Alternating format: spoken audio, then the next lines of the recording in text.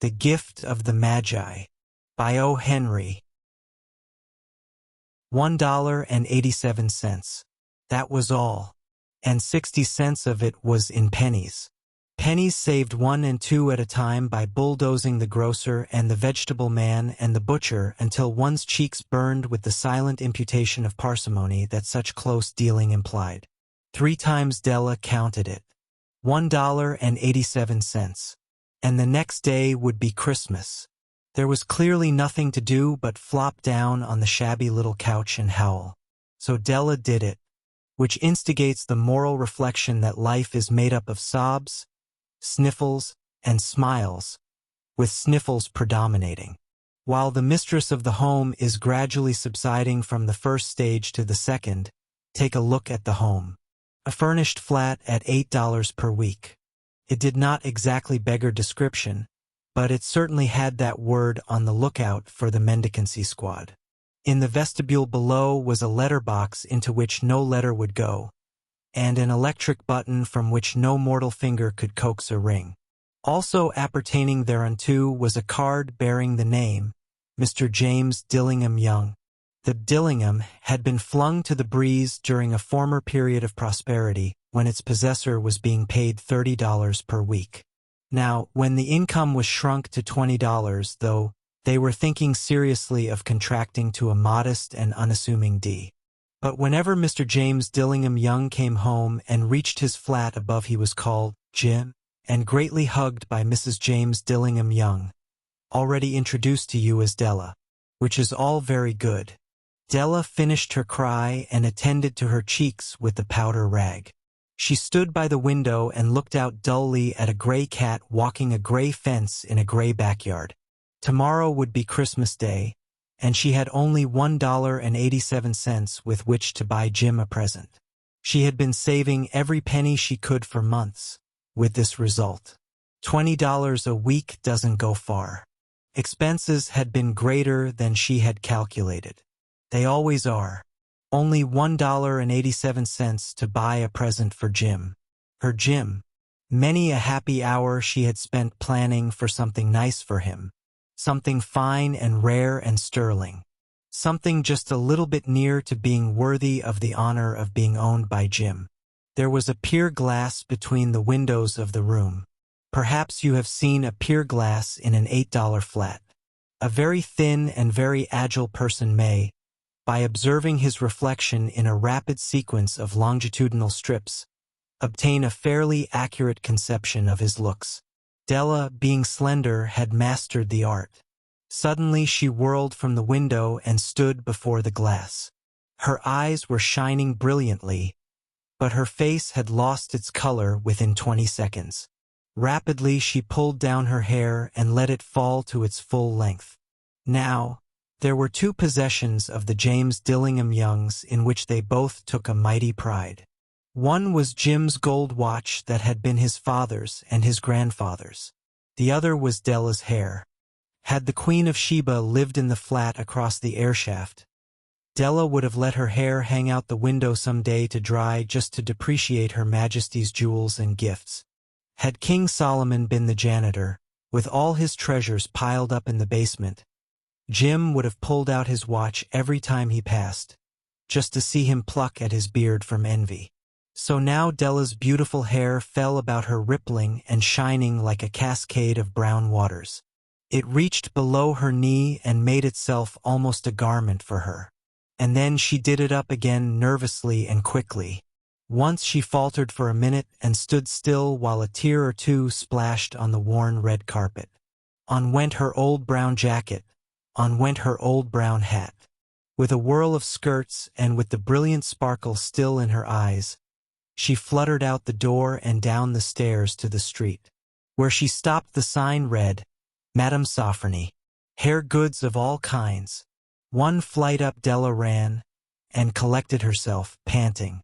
Madame, large, too white, chilly, hardly looked the Sofronie. Will you buy my hair? Asked Della. I buy hair, said Madame. Take your hat off and let's have a sight at the looks of it. Down rippled the brown cascade. $20, said Madame. lifting the mass with a practiced hand. "Give it to me quick," said Della. Oh, and the next 2 hours tripped by on rosy wings. Forget the hashed metaphor. She was ransacking the stores for Jim's present. She found it at last. It surely had been made for Jim and no one else. There was no other like it in any of the stores, and she had turned all of them inside out. It was a platinum fob chain, simple and chaste in design, properly proclaiming its value by substance alone and not by meretricious ornamentation, as all good things should do. It was even worthy of the watch. As soon as she saw it, she knew that it must be Jim's. It was like him. Quietness and value, the description applied to both.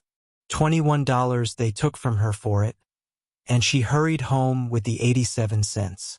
With that chain on his watch, Jim might be properly anxious about the time in any company. Grand as the watch was, he sometimes looked at it on the sly on account of the old leather strap that he used in place of a chain. When Della reached home, her intoxication gave way a little to prudence and reason. She got out her curling irons and lighted the gas and went to work repairing the ravages made by generosity added to love. Which is always a tremendous task, dear friends. A mammoth task. Within 40 minutes her head was covered with tiny, close-lying curls that made her look wonderfully like a truant schoolboy. She looked at her reflection in the mirror long, carefully, and critically. "If Jim doesn't kill me," she said to herself, "before he takes a second look at me, he'll say I look like a Coney Island chorus girl. But what could I do? Oh, what could I do with $1.87? At 7 o'clock the coffee was made and the frying pan was on the back of the stove hot and ready to cook the chops. Jim was never late. Della doubled the fob chain in her hand and sat on the corner of the table near the door that he always entered. Then she heard his step on the stair away down on the first flight, and she turned white for just a moment. She had a habit of saying a little silent prayer about the simplest everyday things. And now she whispered, "Please God, make him think I am still pretty."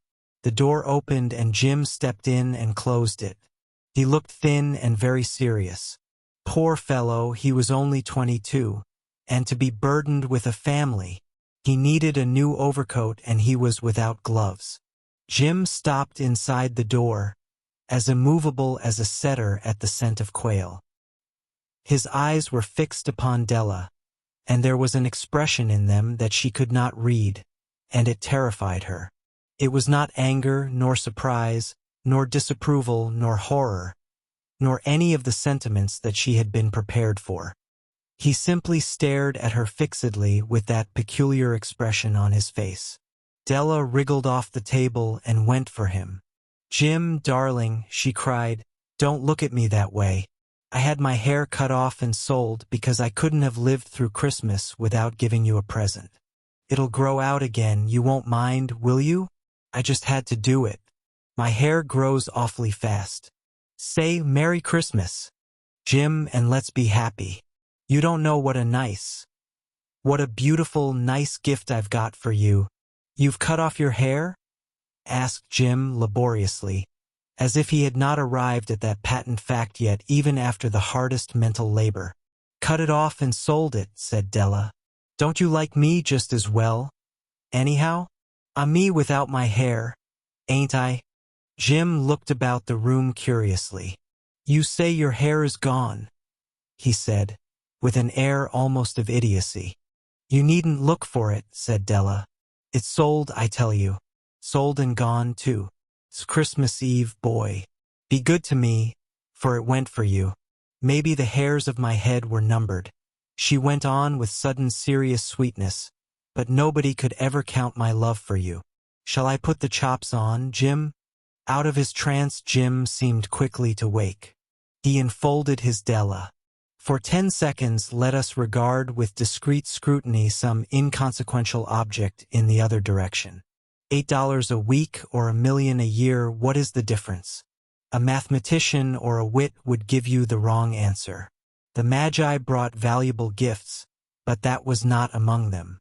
This dark assertion will be illuminated later on. Jim drew a package from his overcoat pocket and threw it upon the table. "Don't make any mistake, Dell," he said. "About me. I don't think there's anything in the way of a haircut or a shave or a shampoo that could make me like my girl any less. But if you'll unwrap that package, you may see why you had me going a while at first." White fingers and nimble tore at the string and paper. And then an ecstatic scream of joy. And then, alas, a quick feminine change to hysterical tears and wails, necessitating the immediate employment of all the comforting powers of the lord of the flat. For there lay the combs, the set of combs, side and back, that Della had worshipped long in a Broadway window. Beautiful combs, pure tortoise shell, with jeweled rims, just the shade to wear in the beautiful vanished hair. They were expensive combs, she knew, and her heart had simply craved and yearned over them without the least hope of possession. And now, they were hers, but the tresses that should have adorned the coveted adornments were gone. But she hugged them to her bosom, and at length she was able to look up with dim eyes and a smile and say, "My hair grows so fast, Jim." And then Della leaped up like a little singed cat and cried, "Oh, oh!" Jim had not yet seen his beautiful present. She held it out to him eagerly upon her open palm. The dull, precious metal seemed to flash with a reflection of her bright and ardent spirit. "Isn't it a dandy, Jim? I hunted all over town to find it. You'll have to look at the time 100 times a day now. Give me your watch. I want to see how it looks on it." Instead of obeying, Jim tumbled down on the couch and put his hands under the back of his head and smiled. "Dell," said he, "let's put our Christmas presents away and keep 'em a while.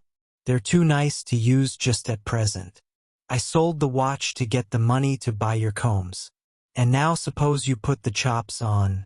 The Magi, as you know, were wise men, wonderfully wise men, who brought gifts to the babe in the manger. They invented the art of giving Christmas presents.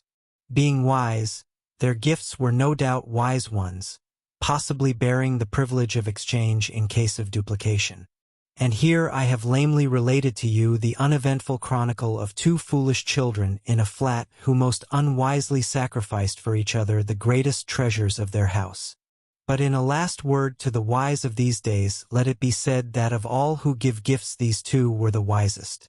Of all who give and receive gifts such as they are wisest. Everywhere they are wisest. They are the Magi. Dear listener, we close the pages on another tale, a journey through words, imagination, and emotion.